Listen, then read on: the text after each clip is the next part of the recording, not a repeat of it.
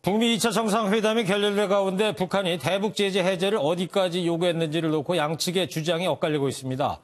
비핵화 범위를 두고도 큰 입장차를 보이면서 향후 협상이 어떻게 진행될지 관심이 쏠리고 있는데요. 정치부 김근희 기자와 이 뉴스 추적해 보도록 하겠습니다.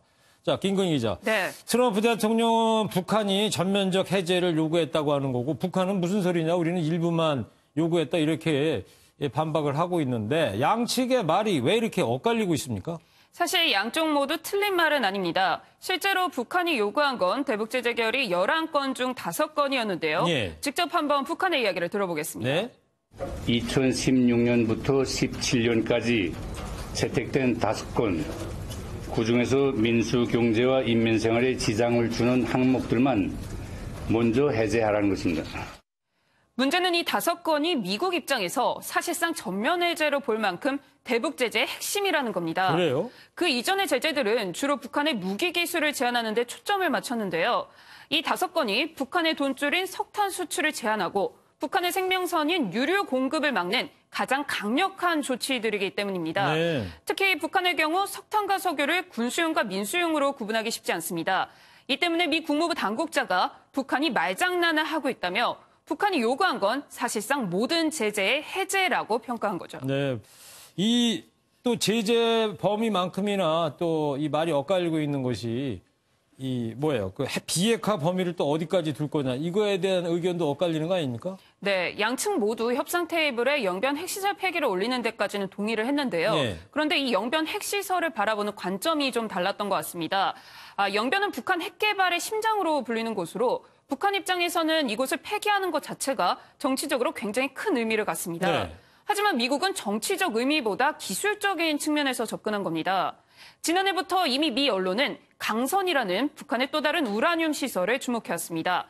그동안 영변에 북한에게 70%가 몰린 것으로 알려졌는데 사실은 이 강선 시설이 영변의 2배라는 보도가 나오기도 했습니다. 그래요? 따라서 미국은 영변 핵시설 폐기만으로는 만족할 수 없다는 거죠. 네.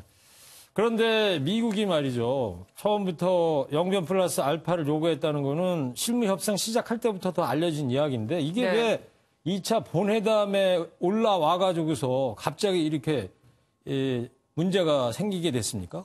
저희가 트럼프 대통령의 기자회견 발언 중에서 좀 주목해야 할 부분이 있습니다. 네.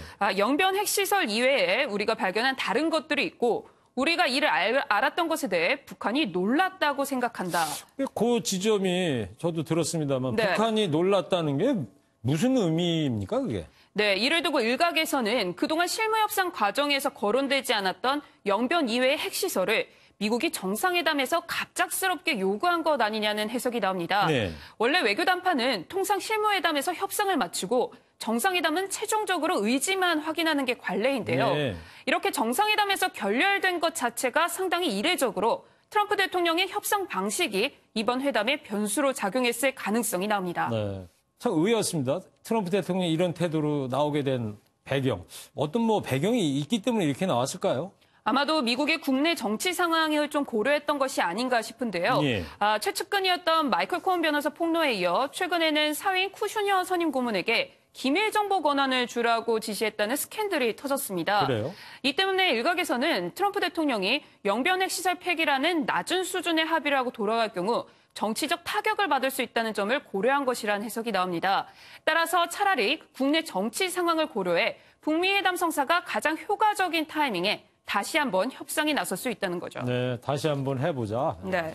근데 원래 이 외교 협상이라는 게 한번 틀어지면 다시 테이블에 앉기가 쉽지 않다고 들었는데 북미 양측의 노력도 중요하겠지만 우리나라 그러니까 문재인 대통령의 중재자 역할이 다시 중요해 보이는데요. 어떻게 보십니까? 네, 맞습니다. 이제는 북미를 다시 테이블에 앉힐 수 있는 중재자의 역할이 무엇보다 중요해졌습니다. 네.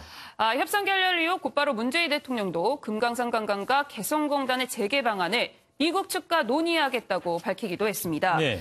트럼프 대통령 역시 문재인 대통령과의 통화에서 우리 측의 협조를 당부한 바 있습니다.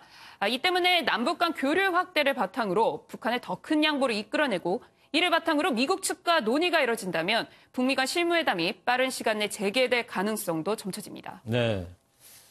비록 이번에는 협상 결렬로 끝났지만 양측 모두 추후 협상 가능성을 열어뒀는데요. 이후에 우리 정부의 적극적인 중재자 역할을 기대해 봐야 될 것 같습니다. 정치부 김근희 기자였습니다.